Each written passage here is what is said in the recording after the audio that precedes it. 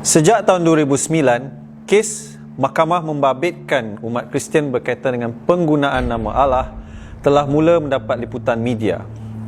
Polemik berlegar-legar dalam kalangan rakyat Malaysia, terutamanya bagi penganut agama Kristian dan Islam. Umat Islam yang tidak bersetuju memperjuangkan kata Allah sebagai istilah eksklusif untuk mereka. Walau bagaimanapun, lebih 60% daripada Kristian adalah Bumiputera, dan perkataan yang digunakan untuk menterjemah Elohim dalam Perjanjian Lama dan Theos dalam Perjanjian Baru ke dalam bahasa Melayu Alkitab adalah Allah. Kata ini digunakan oleh Bumiputera Kristian yang menggunakan bahasa Malaysia sebagai bahasa pengantara mereka di Sabah, Sarawak, Semenanjung Malaysia, masyarakat orang asli dan masyarakat Baba di Melaka.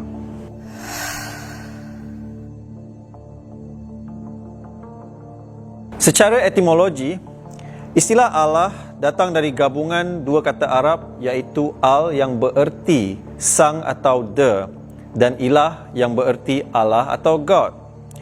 Gabungan kedua kata ini membentuk kata al-ilah dan lama-kelamaan disebut sebagai Allah yang membawa erti sang Allah, the God. Dalam dunia purba di Timur Tengah, ia digunakan untuk merujuk kepada suatu Allah yang spesifik, Allah yang maha tinggi di antara para Allah. Istilah ini serupa dengan istilah dalam bahasa-bahasa Semitik yang lain, seperti istilah El dalam Ibrani, Ilu dalam bahasa Akkadian, Allaha dalam bahasa Syria dan sebagainya. Sebenarnya, perkataan Allah ialah perkataan am yang sudah digunakan oleh masyarakat Arab Jahiliyah, orang Yahudi dan juga orang Arab Kristian di Semenanjung Utara Arab sebelum kedatangan Islam. Bahkan sehingga ke hari ini, perkataan Allah digunakan oleh orang Kristian Arab di dalam ibadah, liturgi mahupun dalam kitab suci mereka. Orang Islam di sana pun tidak mempermasalahkan hal ini. Jadi, perkataan Allah bukanlah eksklusif untuk umat Islam sahaja. Persoalannya, bagaimana perkataan Allah boleh muncul dalam Alkitab bahasa Malaysia kita? Ini semua terjadi pada era kolonisasi di rantau Nusantara. Pada waktu itu, antara salah satu usaha yang dibawa oleh para kolonial ialah membawa tamadun barat yang mencakupi pendidikan, ekonomi dan juga agama. Bayangkan first time missionaries datang membawa Injil kepada masyarakat yang ada ketika itu. Bahasa apakah yang digunakan mereka untuk talk about God? Sudah tentu bukan bahasa ibunda para missionaries, apalagi bahasa asli Alkitab iaitu Ibrani dan Yunani. Ketika para missionaries telah melakukan observation tentang kata apa yang digunakan masyarakat tempatan bagi merujuk kepada Sang Pencipta yang Maha Esa, mereka menemukan penutur bahasa Melayu rata-rata menggunakan Allah, iaitu istilah Arab yang telah diserap masuk ke dalam bahasa Melayu. Adalah penting untuk difahami masyarakat tempatan sudah mengenal istilah nama Allah sebagai sembahan jauh sebelum usaha terjemahan dilakukan. Misalnya masyarakat Iban di Sarawak ada memanggil Tuhan dengan istilah Allah Ta'ala. Disebabkan keterbatasan kosakata yang ada dalam bahasa tempatan dan juga konteks ketika itu, maka perkataan Allah dimasukkan dalam perterjemahan Alkitab bagi merujuk Elohim di Perjanjian Lama dan Theos di Perjanjian Baru. Adalah tidak benar untuk setengah pihak mengatakan para missionaries menggunakan istilah Allah kerana mereka ingin meniru Alkitab bahasa Arab atau kembali kepada bahasa asli Alkitab. Daripada yang kita lihat, tujuan para missionaries menggunakan istilah Allah adalah lebih pada kontekstualisasi, iaitu mereka menggunakan sesuatu yang familiar dalam sesuatu budaya bagi mengajar kebenaran Injil supaya lebih mudah difahami masyarakat setempat. Dari segi sejarah, penganut Kristian berbahasa Melayu di Asia Tenggara telah menggunakan Allah. Berikut adalah dokumen-dokumen tersebut. Pertama, telah ada versi cetakan Injil Matius di dalam bahasa Melayu oleh Albert Cornelius Rule pada tahun 1629. Kedua, Kamus Melayu Latin telah dicetak di Rom pada tahun 1631 yang dikenali sebagai Dictionarium Malaicum Latinum et Latinum Malaicum. Ketiga, terjemahan kitab Kejadian oleh D. Boverius pada tahun 1662.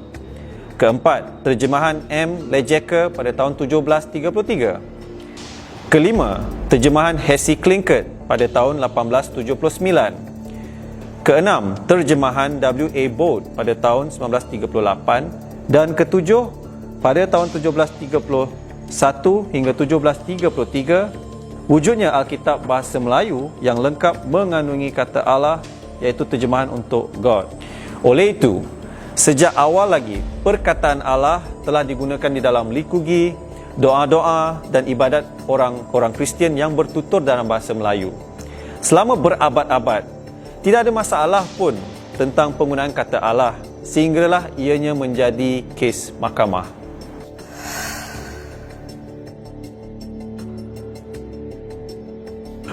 Umat Kristian tidak dapat menggantikan perkataan Allah kepada Tuhan atas beberapa sebab. Perkataan Tuhan telah digunakan untuk menterjemah kata Yahweh, Yod-He-Waw-He, di dalam bahagian Perjanjian Lama Alkitab. Ia akan mewujudkan situasi tidak masuk akal jika orang Kristian perlu menterjemah perasa Alkitab Lord God atau Ibraninya Yahweh Elohim sebagai Tuhan-Tuhan. Misalnya, Ulangan bab 6 ayat 4. Dengarkanlah hai Israel, Tuhan Allah kita, Tuhan itu Esa. Jika diterjemahkan semula perkataan Allah itu menjadi Tuhan, ianya akan berbunyi, dengarkanlah hai Israel, Tuhan, Tuhan kita, Tuhan itu Esa. Pengulangan perkataan Tuhan membuatkan terjemahan ini menjadi pelik. Mengapa tidak menggunakan Yahweh sebagai ganti Allah? Jika dilihat dalam Perjanjian Lama, perkataan Elohim yang sering diterjemah kepada Allah merujuk kepada pertama Yahweh, kedua sidang ilahi Yahweh, ketiga dewa-dewi bangsa lain, keempat malaikat, kelima iblis, keenam roh Samuel yang sudah meninggal. Memandangkan ada 6 entiti yang dikenal pasti dalam Alkitab Perjanjian Lama digelar sebagai Elohim, adalah tidak masuk akal untuk menggantikan Allah dengan kata Yahweh. Tidak ada penulis Alkitab yang percaya bahawa sidang ilahi, dewa-dewa bangsa lain, malaikat, iblis atau roh Samuel itu adalah Yahweh. Kerana penulis Alkitab percaya Yahweh adalah satu dan unik dan tidak ada yang seperti dia. Oleh itu, kita tidak dapat menggantikan Allah dengan Yahweh.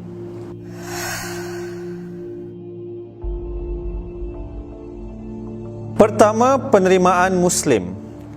Sejak larangan penggunaan perkataan-perkataan yang bersifat Islamik telah pun keluar sejak 1986 dan ini diperkukuhkan lagi dengan enactment kawalan dan sekatan perkembangan agama bukan Islam di semua negeri kecuali Sabah, Sarawak, Pulau Pinang dan wilayah Persekutuan.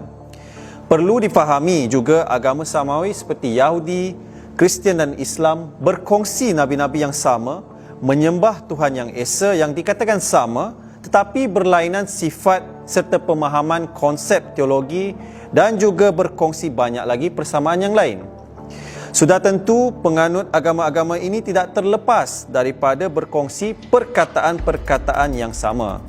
Jadi amatlah wajar untuk pihak kerajaan maupun jabatan agama mempertimbangkan untuk membenarkan umat Kristian di Malaysia menggunakan nama-nama serta istilah yang dikongsikan tanpa ada sekatan. Maka perlunya penerimaan serta pindaan terhadap arahan mahupun undang-undang bagi tujuan tersebut. Untuk mengelakkan kekeliruan, perlunya pendidikan agama yang menyeluruh dan mencakupi untuk memahami persamaan dan perbezaan antara kedua-dua agama ini. Kedua, hormat hak kebebasan beragama. Dalam menghormati semangat Perjanjian Malaysia 1963 dan Perlembagaan Persekutuan, setiap agama diberi hak untuk mengembangkan serta mengurus agama masing-masing. Umat Kristian di Malaysia sudah tentu tidak mahu urusan keagamaan mereka ditentukan oleh orang yang bukan dalam kalangan mereka. Sudah tentu ianya terpakai juga bagi agama lain. Bagi umat Kristian di Malaysia sendiri, perkataan Allah telah digunakan sekian lama, meresap masuk dan menjadi sebahagian daripada sanubari penutur yang menggunakannya. Dan yakinlah, tidak mungkin para misionaris silap dan kita mesti menghargai apa yang telah diwariskan kepada kita. Umat Kristian menggunakan istilah nama Allah dengan hormat dan menurut pada konteks dan pemahaman ketuhanan mereka. Umat Kristian yang menggunakan bahasa kebangsaan hendaklah secara bebas mengamalkan jajaran mereka tanpa diganggu seturut dengan arahan kabinet yang dipersetujui sebelum ini, seperti penyelesaian 10 perkara yang mencakupi bukan sahaja untuk di Sabah dan Sarawak, bahkan di Semenanjung Malaysia juga. Ketiga, dialog antara agama. Bagi kedua-dua pihak, umat Kristian dan umat Muslim perlu digalakkan untuk menganjurkan dialog, membina jambatan bagi saling memahami antara satu sama lain, dan memberi contoh teladan yang baik sebagai umat beragama yang mewarisi iman Abraham dalam menyelesaikan masalah masyarakat.